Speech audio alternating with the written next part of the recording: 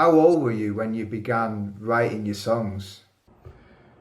I was 14 years old. My grandpa Jerry, he got me this Takamine guitar, and he got it for me for my birthday. It's all I wanted, and then I just started writing these funny, goofy songs with me and all my buddies, and I would make fun of them, and I'd write they're so stupid, and I bet if you go back on my Facebook like 10 years, or probably like 15 years now, you'll find them, and it's just me being an idiot in the downstairs of my dad's house, just playing random songs, and they were all supposed to be funny. I wanted to be a funny songwriter at first, but then again, I never really planned on being a songwriter at all. So it's funny for me to say that. So writing for you, was it a form of escapism or just a way to like express yourself? I think both, man, because I've kept a journal every single day since I was probably like 15 years old, and I think I've told you that before, but writing always made me feel a lot clearer, like a lot more clear in my life, where like everything was reality on the page that I just wrote. So like I'd have a day or I'd have a week and then I'd write it all down and I'd be like, oh, okay, so I know this is like a checkpoint, like this is real. Now I can move on and live more of my life. And that's already documented. All that is already there. You can only move forward from there, So that's what writing was to me. Because I feel like if you don't write stuff down, you don't have like closure. And you don't like... Jordan Peterson, dude, one of my favorite psychologists, he always says that always keep a notebook on you. It'll make you feel like 10 times better. Because you can just write what you're feeling, and then you don't have to keep it in your head. You can put it somewhere else. So the guitar planted the seed. You weren't writing at all before that? Well, I was really into English. I used to win awards for like middle school awards, like in my class for like the papers and stuff. And I got really into like composition and like literature. And like when I got into high school, I was a weird kid because I was like reading books, but I was also hanging out with all my friends who were into sports and stuff. So it was like a weird dynamic. But I always just enjoyed writing and like people being able to like express feelings on a page that makes you feel. It's so weird to me that someone can type something out and then there it is, dude, and it makes you feel something. It's so crazy. So writing was always interesting. Then I got the guitar and I was like, holy shit. So it wasn't really a thing that like made you feel happy in any way. It was just a way of reflecting, a way of getting things out your head down on paper. Did you want to go and check that shit out later? Reflecting is a good word.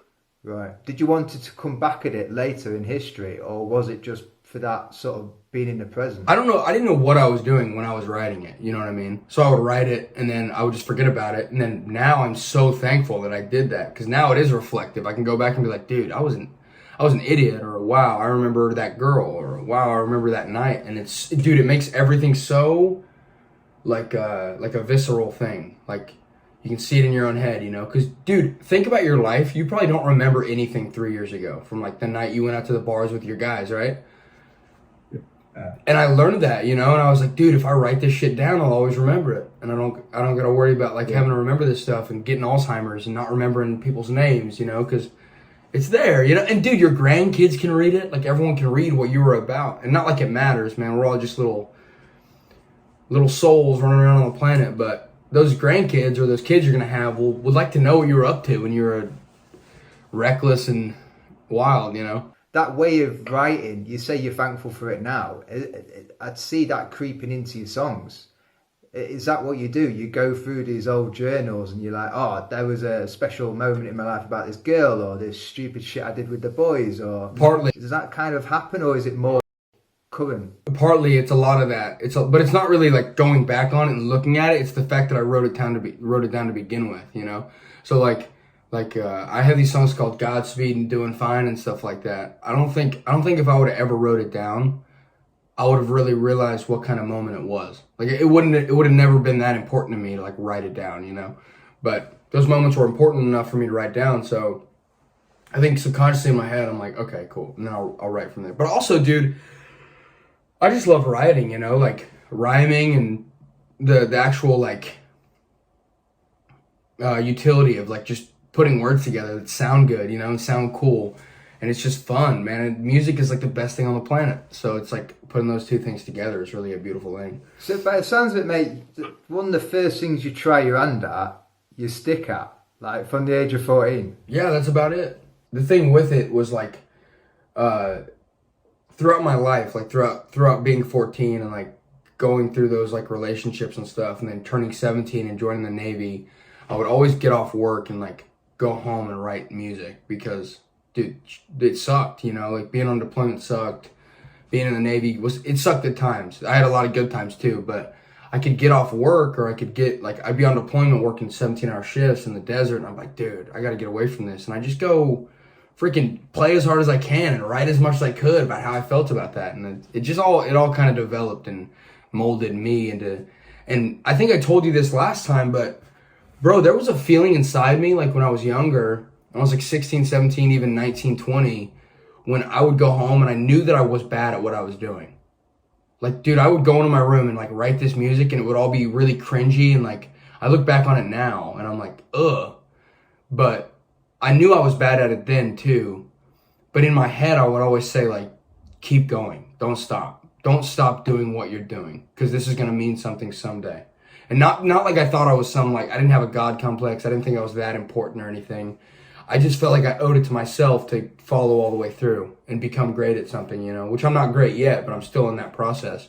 And to this day, dude, I'll write something and be like, I don't like that. But you can't not write it, because if you don't, then you stop where you are, you know? You don't write anything, you don't grow. Whereas you get it out there, you make those sort of baby steps, and every single day, because practice makes perfect. The people aren't born with this talent, are they?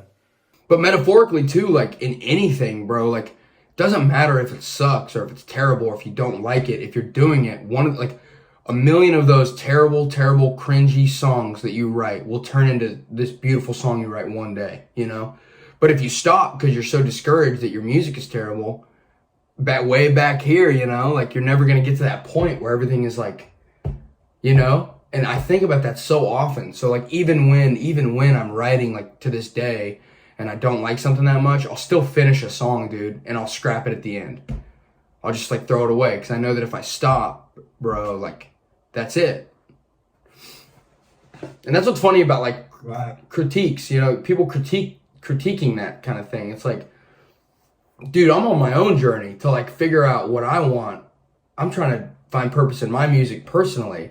So for anyone to like look at that and like they can't, like, dude, I don't care if people talk bad on it, but it's like, I don't care really what anyone has to say, because that's important for me to keep going, and I don't need any input on it. And even the people who have good feedback for it, even the people who love it and like are my biggest fans, I look at them and I appreciate them, but I'm also like, no disrespect, this is all for me, you know?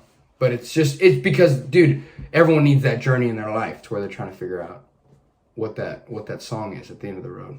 So is it more finding out about yourself? Is it more that journey of self-discovery? I think everything is, man. Like, I feel like with your what you're trying to do, with what you're doing, like that's a journey with yourself. You're trying to like test your limits and like figure out what hits, what doesn't, what's good, what's bad, you know? And I think every single person is doing that. And if you're not, then if you're not trying to like this, dude, that's what's crazy to me about people. Like, we think we know ourselves so well because we're in our own bodies, but we don't. We don't know where we're going to stop or where we're willing to quit or where we're willing to push through. So yeah, I think it is like a journey with myself to like write this music.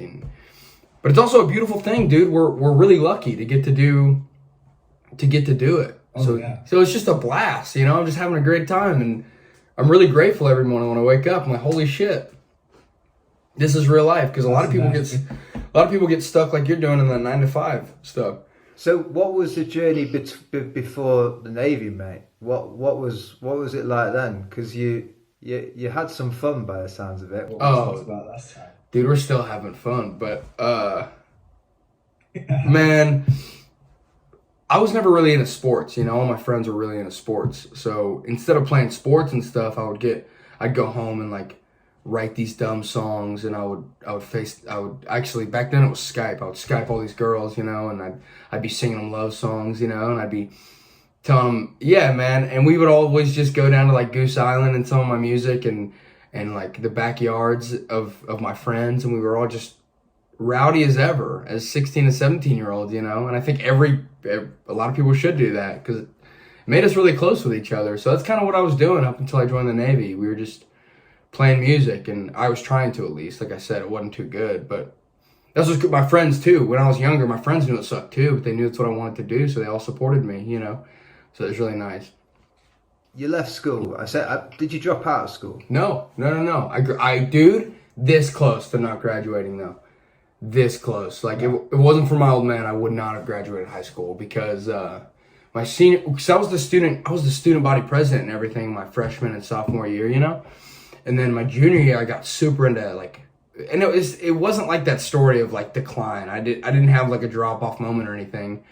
I just kind of like always knew that like this is kind of stupid, you know. Like, I'm sitting in this classroom and for the most part, I know most of this stuff, you know. And I was like, I just want to like be having fun. I want to be riding dirt bikes and going on rope swings with all the boys. Like, this is so dumb. So I just wouldn't show up, you know. I was like, screw it, you know. And my dad didn't know, and I would just go to work. I would go to school every day, and I'd be like, no. And I'd go do whatever I wanted to do.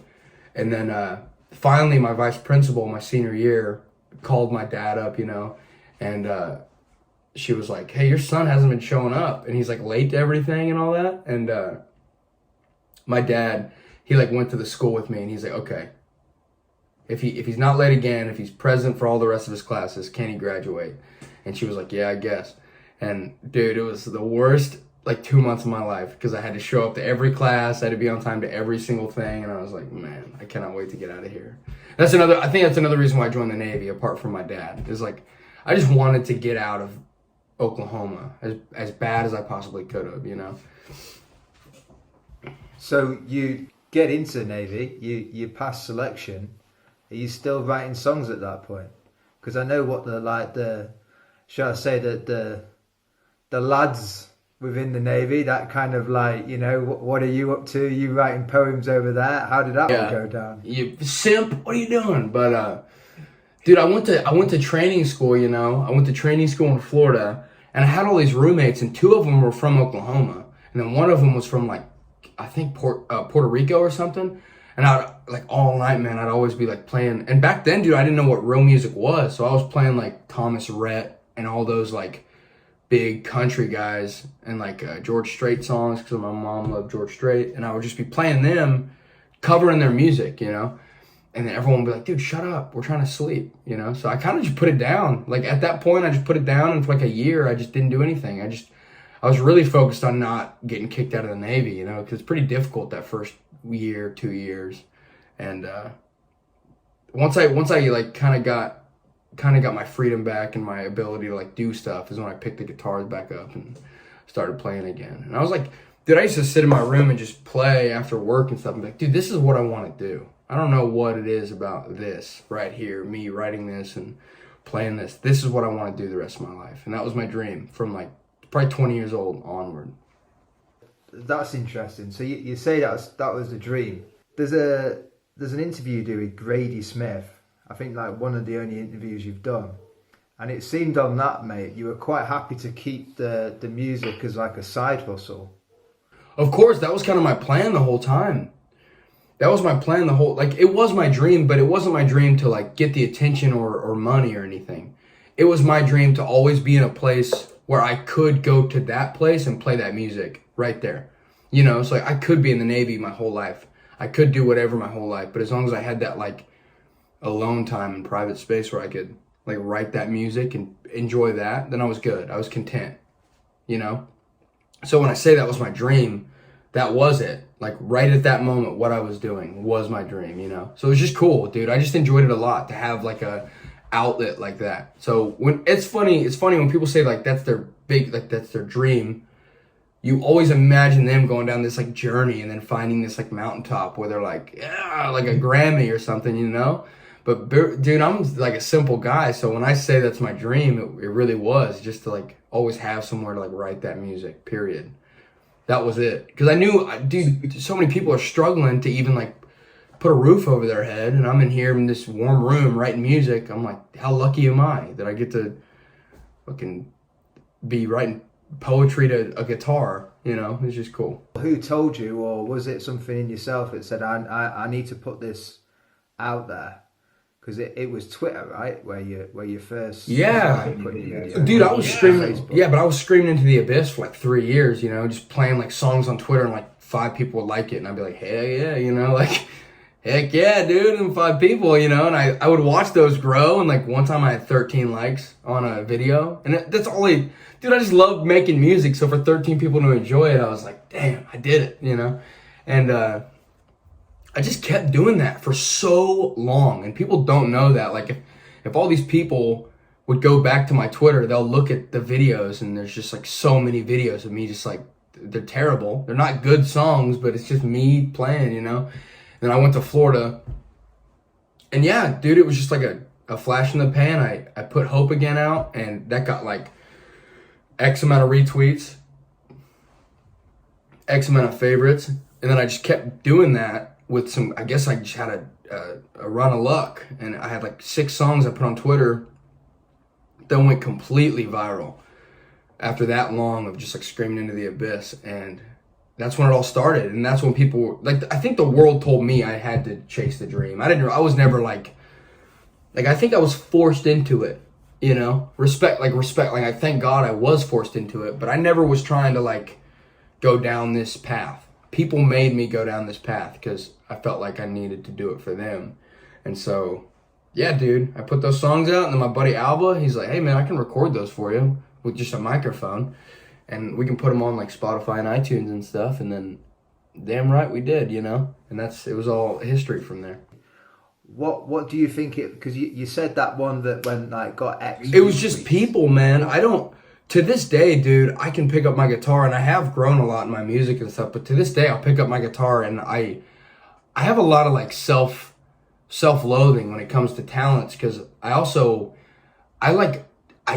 despise people who are so egotistical that they think their talents are like, or they're like, what they're doing is so important that people have to listen to it, you know, or like musicians and stuff. So like I'm very like careful to always kind of not like my own music, you know, not in like a weird way, just like I can't listen to Deanne anymore because I feel like I've grown enough from then to like kind of want to do better. And Elizabeth too, like those albums, I listen to them and I'm like, oh, I can do better for the people who are listening. But I never like, there was never a moment where I was like, oh, I'm good enough now to pursue this. It was always the people that told me I was good enough. And like that, it fueled me, you know? So I was like, oh, okay, people enjoy it. People like this, I'm going to keep going. And if people don't like it, I'll stop putting it out, and I'll just be the same kid in my room who was living his dream 4 years ago and is, you know, like playing that music, and I'll just stop putting it out, you know? It never was like a vision quest for me. Well, yeah, you've never pushed it. You've always let it grow organically. That's what it seems. Of course. Yeah, man, because of that reason. Because I never want people to think that, like, I think I'm good enough where they have to listen. Like, the marketing and, like, the advertising behind music now, it's like, I think people should find music themselves, you know, dude? And, like, that's what's so funny when people talk trash on my tunes. I'm like, yeah, I get it. I say the same stuff, man, you know? So it's really funny for me to, like, watch. And it's, dude, the music that I put out gave me my, like, hope in humanity back. Because, like, people were just listening to it for the words. And the simply enough, like, my emotions and the words attached to it were enough for people, you know? And it made me realize that human beings they don't need that much in music. Like, they don't need that much. All they need is the truth, you know?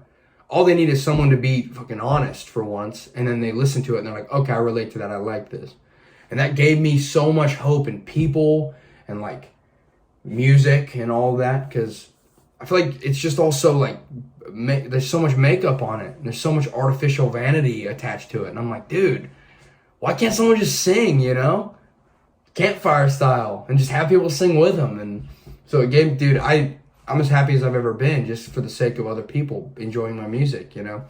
So again, like we talk about growing organically, you did have a lot of record labels approach you, and you kind of rejected all those because of you wanted to be authentic, because of the things you're saying.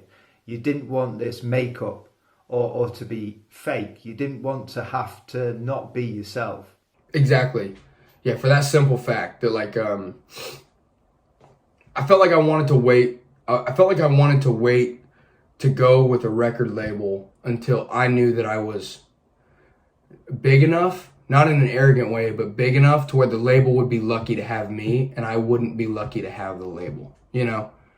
That's what I was waiting for, because that would put me in a place where like I wouldn't have to delve into their marketing schemes and like their attempts to like copyright everything and make a pretty penny off me, you know? Like I never wanted to buy into any of that because it's not what it's about. And the only reason that I went with a label was because of the music, dude. I feel like I'm at a point in my life where I feel like I've evolved enough, and I might sound pretentious or arrogant when I say it. I don't want to, but I'm saying, like, I've learned so much in the last 2 years that, dude, I want to put a record out that's like actually beautiful for myself. And that's why I did it, because they do provide like that financial stuff behind that record to like pay for that record and make sure you have the right players in the right places and the right people there and the right producers and like make it as pretty as it can be. And I have like 8 notebooks ready, dude, for another album. And I'm like taking notes every day on certain songs and saying like, I want this here and this here. And this will be it for me, you know? Like I want this album to really like tell people what I see in my own music. You know, because the last 2 were just me like, hey, I got these songs, you guys want to hear them? Kind of putting my feet out there, saying like, if you guys like them, it's okay. If you don't like them, it's okay. But I'm gonna do it anyway, just to see. But now that I know, like, I have a sturdy like fan base and people actually listen to it, and I want to respect them. I want to respect their ears and like give them something that's worth listening to for their lives. You know, like lifetime music, like generational stuff. Because part of that, what we spoke about last time, was you found a guy you could trust as well. I can't remember the London geezer. Oh, Eddie Spear. Yeah, man. And I have and I have this team around me that like whatever I say creatively goes, and whatever I want goes, because I think I've gotten to a place where they trust me enough, you know, to like, oh, this kid can do it by himself. But like, dude, I felt like I got to a point where I was kind of just being a jackass, you know, because you have to respect What do you mean by that? Dude, I feel like you have to respect music enough and I learned this the last year. I don't think like at the beginning, like I said, I thought it was just me being honest and people resonating with that. But now I feel like I'm at a point with a bunch of musicians up here who have worked their whole lives to like make beautiful records and make beautiful music and put the instruments in the right place and speak to their fans. And here I am, just 24-year-old Oklahoman, like, hey, playing my acoustic guitar and people are loving it, and I'm getting pretty big, you know. And I want those people also to know that I respect their like efforts in that, and I want to be a part of that too. You know, I don't just want to be this kid who's like, just be honest, you know. And so that's important to me. I want to respect like the temple of musicians and like how much effort actually goes into well-polished records, you know. Finding that balance. So Exactly. with what you're doing at the moment, how are you going to balance that? So you're in the Navy. Yep. I don't know how much you want to say it, bro. Obviously, things can be edited. The beauty of post-production. Hell yeah. Where's your how? Me too, bro. That's my head all the time. What you just did. What? How? What? That's it. That's it. How many hours do you work in the Navy at the moment? Oh, right now it's probably like 10 hours a day. 10 hours a day. But that's like on the easy end, you know? Like I just got off my sea duty billet, which like is where you're like deployable and you're going on deployments and you're working like 15 hours a day and stuff like that. And now I'm on this thing called a shore duty billet, where you just kind of, you go to work and you still work for the Navy and everything, but you're kind of more home based and you're doing more like you're doing more 9-to-5 stuff, you know, like you're going to work and you're getting off at a certain time, which is not, it's like 6 to 4 stuff, but you know, it's really nice. So I have a little bit more time, but kind of barely. And you'd be quite happy staying like that for the foreseeable future? Oh yeah, I would, genuinely. I would like to stay where I'm at and come home and enjoy the weekends and play some more music and see see where that goes. You know, I want. If I had my dream, I would stay in for. I would probably stay in for 20 years, like my old man. You know, but it's gotten so. Everything's gotten so kind of jumbled and weird with like touring and the label now and my personal like dreams, because I never thought this was going to be a thing. So as a growing like dude, as a man, I'm like at a cross too, you know, and so I'm interested to see where I go with it. You know, I'm stoked. I'm stoked. Where do you want to go? Where do you want to go with it, mate? That's another thing. It's like, what a beautiful thing it is for me to be able to write music for people and actually do something with it. It's amazing. But also, I would like it to stay exactly where it is, at the size that it is at, because it's perfect. You know, like I have these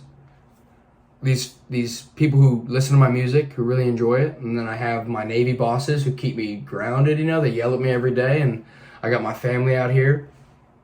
But I know it's going to go one or two ways, and I'm either going to grow and grow and grow until it's unsustainable to manage both things at once, or it's all going to fall apart, and I'm going to become a traveling man, you know, and travel the world and beg for money on street corners with a guitar, you know. Either of those sounds good options to me, mate. I know, dude. Life's a good thing. That's the thing too, bro. No matter which way it goes, it's cool. It's cool. I spoke about earlier, practice makes perfect. How much? I'm doing that. Blame on bad internet connection, mate. Blame it on that. How much do you? What about your singing, songwriting? How many hours do you provide to that per night? How much do you put in per night? Or is it a frame of mind thing, or is it a schedule thing? Do you have to be in a I good can't frame of schedule mind it like when you sit down and do it?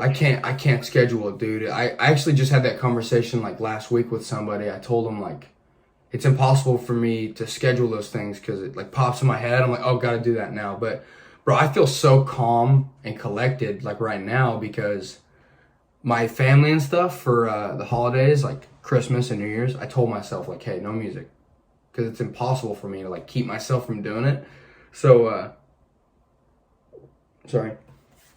Yeah, dude, I kind of just took a break and I stepped back, and now I got like 1,000 songs I want to write because I took that break for 2 weeks. So it's really cool.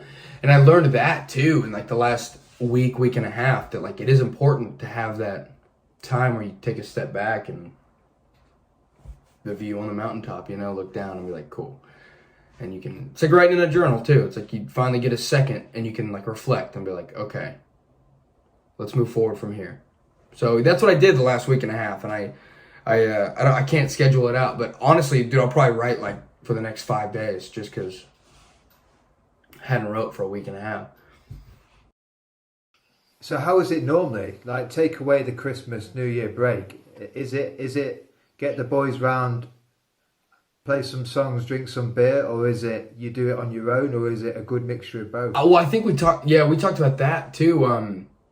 So back in the day, dude, when I was like, I don't know, 19 and 20, I would get off work and I could not stop myself from sitting there all night for like 9-10 hours. Going to sleep at 3 in the morning, waking up at 6, going to work, getting off 9 hours, just writing music. That's why I think I was good enough to like speak to people, because I just would do that every night for like 4 years.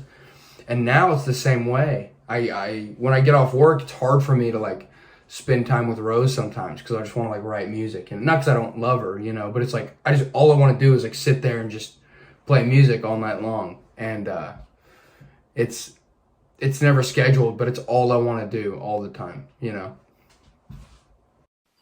So is that a thing you're trying to like balance that kind of like when you play and also personal family life and all the other shit that goes along with it? Yeah, I'm trying to put it through a prism and like have these compartmentalized places, you know, where I can. That's a big thing too, because we're young and we're like passionate and we're like, oh, we got to do it now, all of it, you know. And I think that's part of growing up, is like realizing that there's different ways to do different things, and that is a big thing in my life right now, is balancing all of it out. But then again, dude, my favorite songwriters in the world were just crazy, you know, and they were just crazy. They were loony bins, and they just couldn't stop writing music, and that's how they became who they were. So it's such a strange. I was talking about that last night too with a friend of mine, but it's just such a strange thing about people. So, but we're figuring it out. So you say that because we hear these songs and it's like drinking whiskey and going all in and all that kind of stuff, and it makes you romanticize it. Sometimes that is the right way. I think, yeah, and I think people romanticize it for the right reasons, but also you miss out on a lot of stuff in your life if you just focus solely on one passion, you know? So it's a scary balancing act of like being that crazy dude, or woman who like just dedicates their whole life to this one craft, you know, and you're passionate about it, and like you go off the deep end and that's your life, you know? Or you can go the other route and you can have the family and the house and the beautiful Christmas photos every year, you know, and it's like either one or the other, you know. You can't have, because if you're not doing one, you can't do the other, and it's insane. So passion is a funny thing.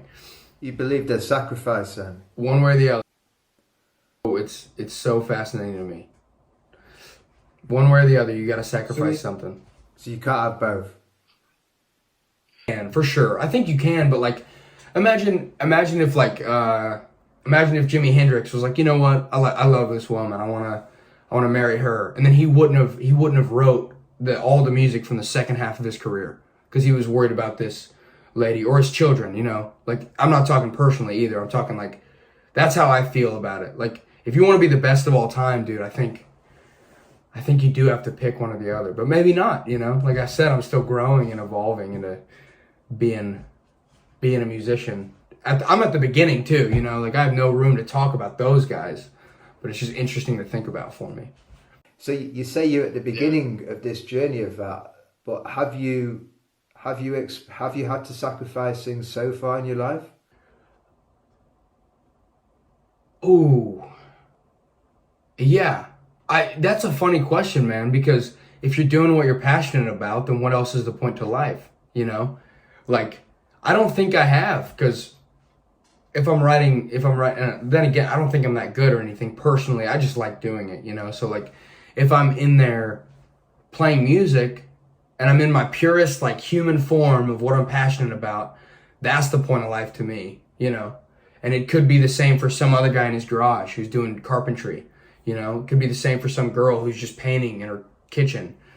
That's the most beautiful form of life to me. So like, I don't think that part is, if you chase your passions, man, it's not sacrificial. But if you go the other way, I think you are sacrificing who you truly are, you know, the light inside you shouldn't like dim it for anything. And that's what's funny about people to me. But that's just how I feel, you know, and people might have found that balance somewhere and I just haven't found it yet, but. I don't know. I think it sounds to me like you are talking about the balance, but we talk about the other people. The rat race, the people going into 9 till 5, coming here and watching some TV. Like we said before, you started at 14. Do you think there's anything to that? Do you think there's, because obviously hobbies and passions and interests, they help a lot. We've spoken about that. Why isn't it that people don't do those that often? I don't know. It's like football. It's absolutely terrifying though, dude. Like when I think about people, and when I think about my life and how crazy I feel, like when I'm at work and I have a song stuck in my head and I just want to play it, it's all I want to do. Is like nothing matters except getting home and like getting on stage and playing that song for 1,000 people. Like when I think about that, how passionate I am and driven towards that, it terrifies me that people don't feel that about certain things. You know, like all my friends too, they love football. Like I'm not a sports guy, but they love football and stuff, or like anything else. They love The Bachelorette, the show, and they'll like get off work or they'll like whatever they're doing and they'll go home and they'll sit down. They won't be reading or anything. They'll just sit down and watch this like fucking square in their living room for 3 to 4 hours. And then they'll go to sleep after eating dinner. And I'm like, it like terrified me enough as a person where I was like, dude, I got to create something. I got to do something. I want to leave something for somebody, whether that be my kids or a million people. It doesn't matter, but I want something, you know, that I did by myself that means something to someone else, you know? So I don't know why that is. I don't know why people don't, because for me, I'm willing to die for like a passion that I have, you know, and for someone not to have those emotions in their body is strange, you know, because that's the point of life, is finding what makes you happy and doing it till you die. That's the point of life, you know. And if you don't have that, dude, if that TV is what makes you happy, then damn. And that's why, dude, with my I about said mates, nice, but with all my friends,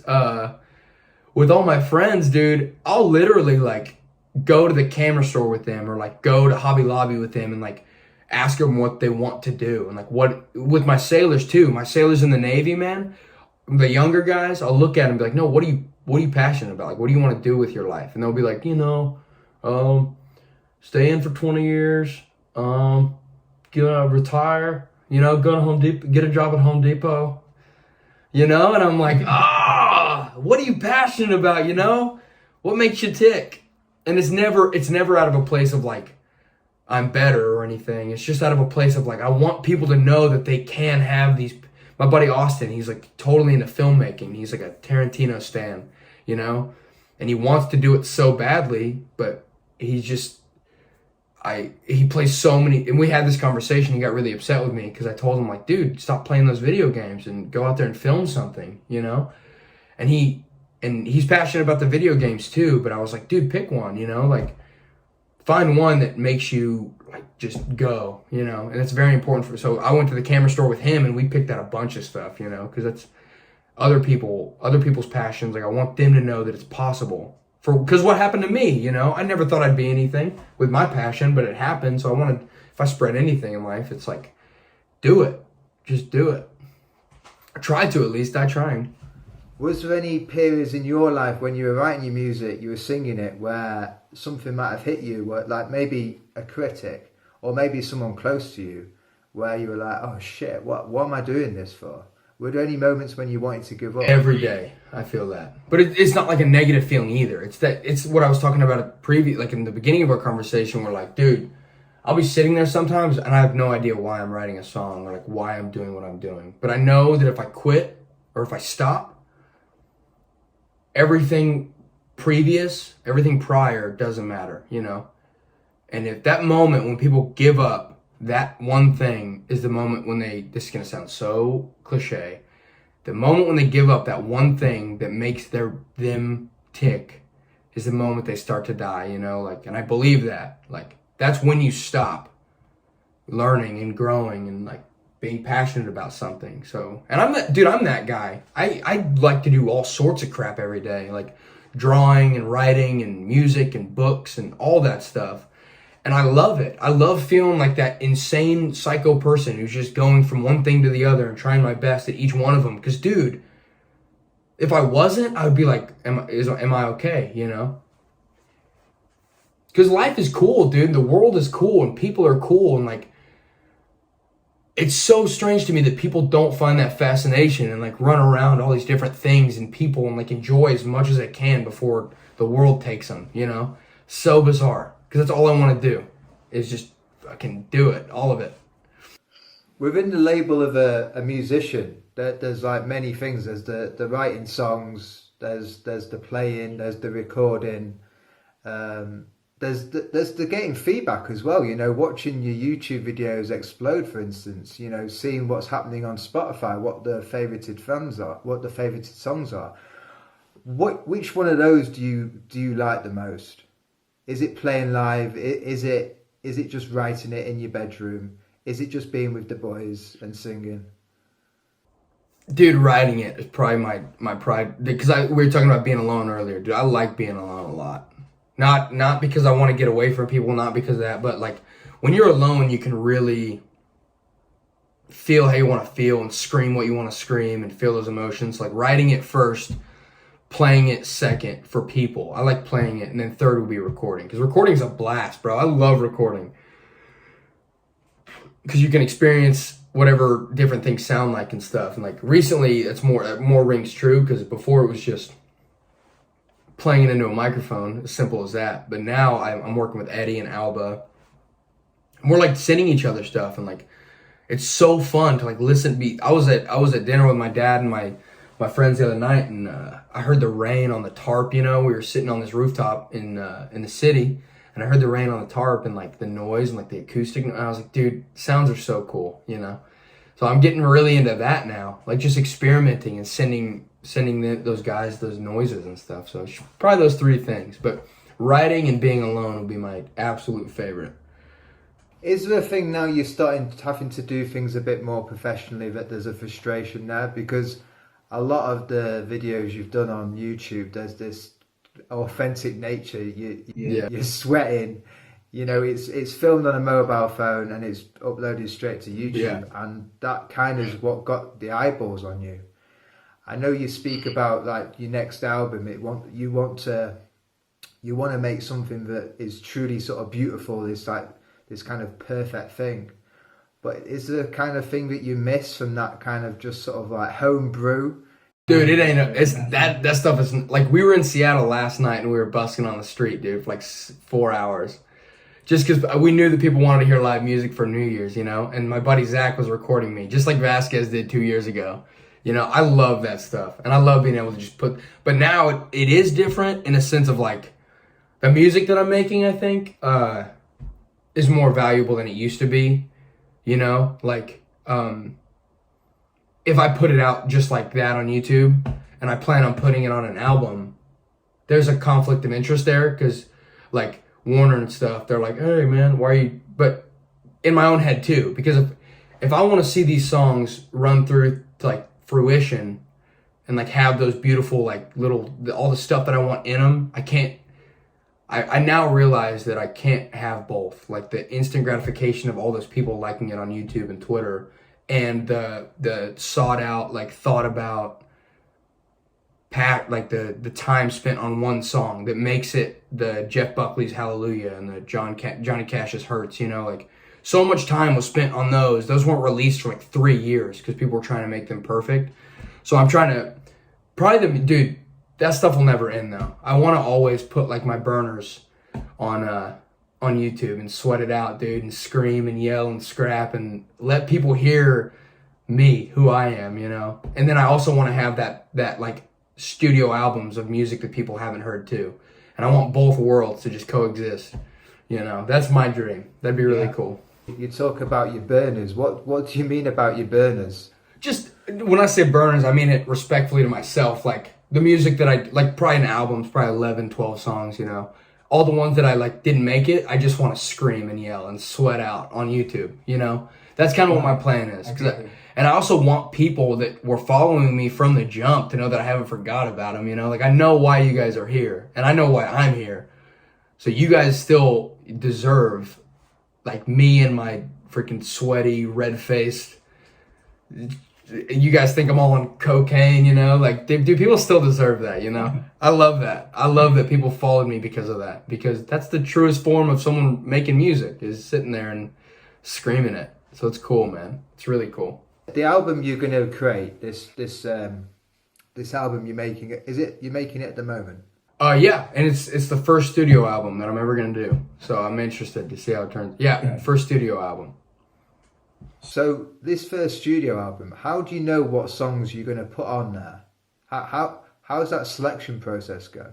It's funny, man, because like I'll want songs on there that I love to my core, and my friends will be like, yeah, a little fast, a little slow, a little too this, a little too that. And I'm like, screw off, And I'll put whatever I want on there, But like, just because it means so much to me, like the whole world could hate it. And I'd be like, okay, cool. I didn't ask you to listen to it, But then again, I don't know, because you never know. You never know what people are going to enjoy. Like Heading South, my biggest song, was nothing to me, but not in like a discrediting way to the people who listen to it.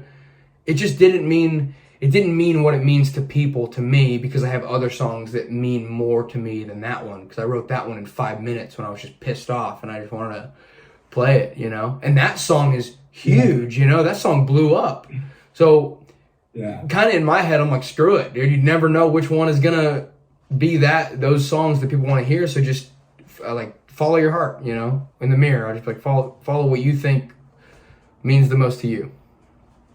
So it's not the cliche thing where you write it and go, that's it, that's going to be a banger. No, I can't do that, you know, because such strange songs have become my biggest ones, you know? And like Condemned, this is interesting. Condemned, a huge, like a big song that people enjoyed on the first album. That song was like probably one of the drivers in that Deanne album, because like that was one of the first videos I put up. My buddy Chris, the night I sang that for him, he's like, you know, I wouldn't put that on there. You know? And I was like, And I trust him, you know, but I went with myself and then I put it on there, spelled it wrong, but I still put it on there, you know. And people loved it. And then the opposites happened too, where I thought something was just, oh man, this is the best song ever. And then people were like, you know. So it's just really funny. And I like the puzzle of figuring it out. And I love people and like their feedback, good and bad, dude. I'm so intrigued by like just human beings telling me how they feel about the stuff that I just I don't really sweat it. The popularity of it. It's like working out the YouTube algorithm though, isn't it? Yeah, but then, dude, I didn't even know the algorithm existed, you know, until like my shit started popping, and I was like, what's going on here? Why are so many people watching this stuff? And then like all my friends were like, no, there's a thing that like, if people like your stuff, they'll see more of it, you know? And like when you subscribe, like comments, likes and stuff, I had no idea about any of that until like 7-8 months ago. And so it's just funny, you know? So what songs, we talk about heading south, what songs for you though have been the ones which you've held dear? Sweet Deanne, of course. Sweet Deanne is a really, really important song to me, just because it reigns true. Like I sang it to my sister on a porch like 2 weeks ago, and she just bawled her eyes out. We both did, you know. And I hate to overshare, but that song means a lot. And random ones, you know, like it's more the memories attached to these songs too. It's not the songs themselves that like mean that much, like the music itself. It's like what I remember when I was writing them. Like Come As You Are was about my best friends in that barn. And Revival, we were all just like so drunk, and I just didn't care, you know. We were all just sweaty and just like whatever, dude, and we all just yelled it as loud as we could, and we're just dancing in this room. And like that's what I love about that song. And like Doing Fine, the memories connected with that, with all my friends back home and the places that we used to run around in, because I hadn't been home in like 5 years, you know. And like listening to that song, I'm like, it just means so much. Truly been home, you know. Like I've been home hit and miss for like tours and like the weekends and like little meetings here and there, but I haven't got to be at home, you know. So that song means a lot to me too. But all of them mean something different as well, you know. So the professional album, is there going to be a mixture of these emotions? There's a mixture of like love, anger, taking the piss, for instance, the vampire song you did recently for receiving the high phone bill. Do you want all those in there, or is there going to be a certain theme? No way, man. I want a culmination. I'm going to self-title it. I want it to be me. I want the album to be me, because the first one was my mom, you know. The second one was my lady. The singles were all just kind of like random ones, you know, and the EP was just like these dreamy stories that I just thought of, and I wanted to release those songs, but they didn't mean as much to me as a lot of the songs that I want to put on the album, you know, because like Deanne and Elizabeth, they were more personal to me, but the EP was kind of like just story songs, you know. I did it on purpose to where I would have all this room to tell the world like who I was, you know, like, and it's not gonna be about me, but I want the songs to be 100% authentically me, like what I actually am. And Deanne was a lot of those too, like, but that was more of like the younger me, you know. And I just want the sounds and the music and the words to just reflect who I am for once, you know. I want the music to be about me and my experiences and how I feel. And I want it to be catchy too, man. I want a happy feeling album, you know. I just want people to listen to it and enjoy their summers and like spend time with their dads and freaking. Dude, I want the world to be a happy place, you know. So I want the next album, the self-titled one that I put out into the world, to be one of just like good guitar and good melodies, and just people can sing along to them and know that they're not alone. That's the next album for me, dude. That's what I dream of, yeah. Go on, what did you say at the end there, sorry? Oh no, I just said that's the next album for me. That's like the writing journey I'm on right now, you know, is a happy one, dude. I feel good. I feel healthy, and I feel really grateful for my life right now, and that's why I'm writing right now, is because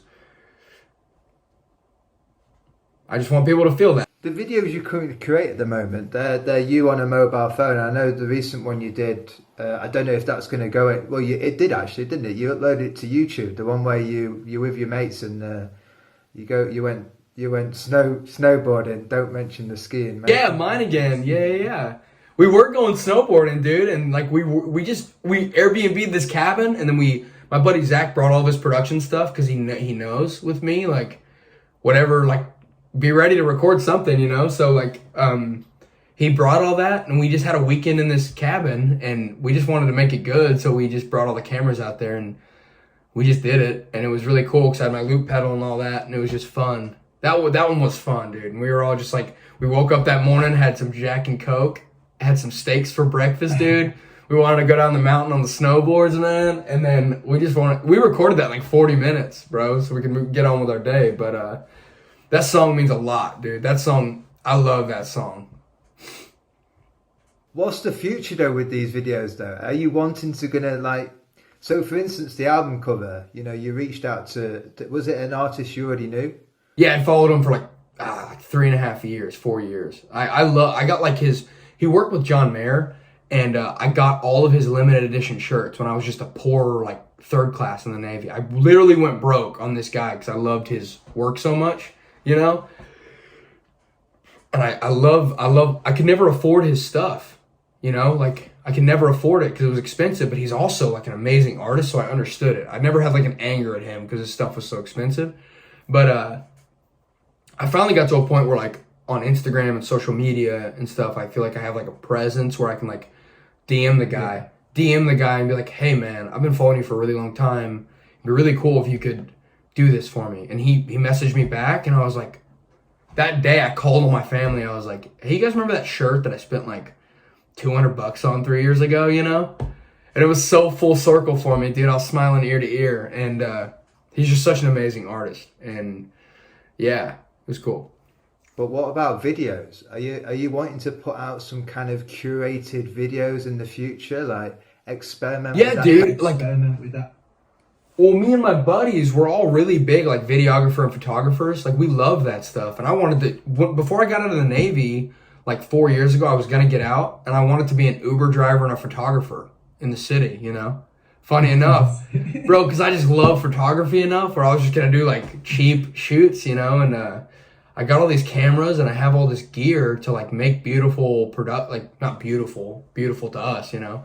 And we do, dude. We want to experiment with all that and like make it nice to watch and enjoyable, but also not forget what we were talking about earlier. We're like, dude, it's okay to just have your phone every once in a while. Not forget where you came from. So also almost like tell a story in the video, not just have you being filmed. Yeah, I can only imagine writing the music and then like making a little music video with it. It'd be really cool to be able to like experiment with that. But then, you know, people be like, oh my God, he's changed.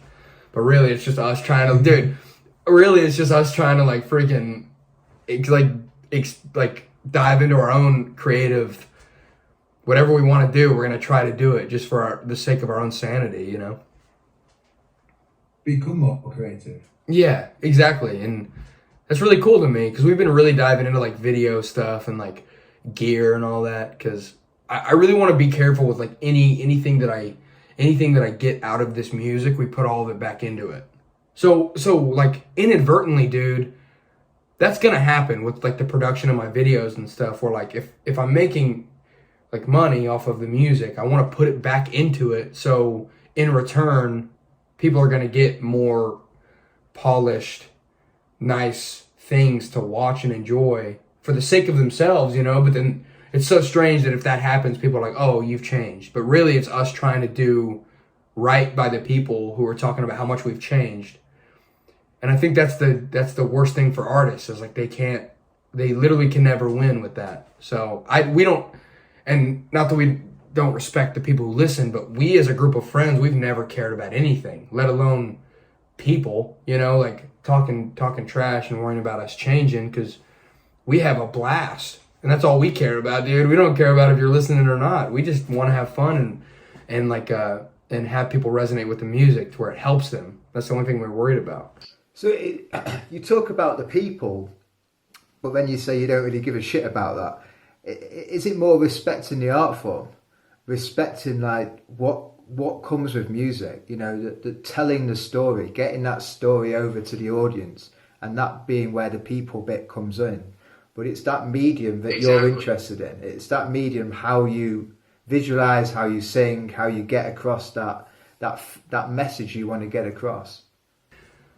I just always want to be like the shit talking guy that doesn't care what anyone thinks, but at the same time appreciating people listening and loving the people who support me, you know, and like being a good artist to the people who are good supporters of me, you know. So it's like I'm finding that balance, and I like in that regard, I just like I always want to be the guy who like when someone has something good or something bad to say, I'm like, don't care, dude. We're just doing it to have fun. But also the people who are like DM me and they're like, hey, you saved my life with your music. I give them what they're due and say like, thank you for listening, you know, and like I appreciate you listening to it and giving us a chance to sing it more. That's what's cool about people who support you too. Like the more people that you treat well and like listen to the music, the more people will come, the more you can make more stuff, the more it just kind of all multiplies and it just gets really cool. And that's where I'm at right now, is it's just getting really cool for us. And that stuff must feel good because like, you know, the recent thing you did with the handwritten notes and the photographs you did for like a mental health awareness and charity, right? Yeah, my buddy Garrett, he took his own life this year and it really affected me pretty deeply, and so I just like, you can't stand still. Yeah, and you can't really stand still when something like that happens. So I just wanted to do something, you know, to not even clear my own conscience, but like just let the world know that they're not alone in that. Like, what if someone would have saw the Instagram post that I put out and been like, oh, someone cares, you know, thank God. And yeah, that's why I did that. But people matter more to me than I probably should let them, you know, the empathy that I feel for old boys and people listening. Zach, it's been a fucking pleasure, man. I sounded a bit Australian. It has, dude. I want an accent. That's all I want. I want an accent. I'm gonna come live with you for a little bit and gain that accent, dude. I'm excited. I want to tour Europe so bad. That's our dream. Is the plans for that? I think. I mean, I hope. There's plenty of people who listen in the UK and like Australia and stuff, and I think it'd be really cool, dude. Once all this stuff clears over, because we're just Oklahoma boys who've never seen anything. All of them are like I've been like on deployments and stuff, but I've never really got to have like fun in these countries. So it'd be cool to just tour over there and have a good time. Is it just you then that'll do that, or is there a band? Is there this? Because you talk about your boys, and I know you have this like close knit group of friends, including your wife. You want to keep it like that, or are you happy to branch out? I think it'll either be them or me. You know, like I'll either stay alone and do it myself, with respect to them, like they know that I'm not doing it because I don't like them. But it'll either be me or all of us, all the people that I trust. It's not even the fact that I don't want to like branch out to other people. It's just like people are so untrustworthy and slimy sometimes, you know, especially in the industry that we're in. Like even if it makes the music a little worse because we're all not professionals and stuff like that, I would rather trade that. I would trade trust for that, you know, 100% of the time. I just want to trust people, dude. Look for discernment in the world and know people are being honest opposed to anything. So yeah, it'll be me or them for sure. And finally, I've just said I was going to go, but then finally one answer. Can you tell me when this album is aimed, or the plan is to when to release it? That was such a shitty worded question. No, I get it. I want to write it. Dude, I want to write it first. Do you have a date in your mind? The label or whatever, they're asking me to. I'm like, shut up, you know? Like, just let me write it, and then I'll tell you when it's done, and then we can go from there, you know? Because I'm taking like I said, I really just want to, dude, I want to see what happens when I put all of my effort into one thing. That's what I want to do. And I'm trying not to let myself down. Yeah. So, I can't wait to announce it to people, but I have no idea when I'll be ready to like finally get a studio album out there. Nice. I like it. Zach, thank you very much for your time, man. Oh yeah, dude. It's always a pleasure, bro. We got to stay in touch, huh? Yeah, definitely.